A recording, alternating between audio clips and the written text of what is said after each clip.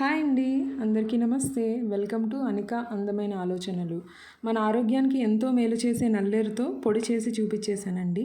Full recipe డీటెయిల్డ్గా నా ఛానల్లో అప్లోడ్ చేశాను. వెంటనే వెళ్ళి చూసి చేసేసుకోండి. నల్లేరు తినడం వల్ల చాలా హెల్త్ బెనిఫిట్స్ ఉన్నాయి. దీన్ని మనం పచ్చడిగా చేసుకోవచ్చు, పొడి చేసుకోవచ్చు. ఇంకొక వీడియోలో పచ్చడి కూడా ఎలా చేసుకోవాలో చూపించేస్తాను మీకు.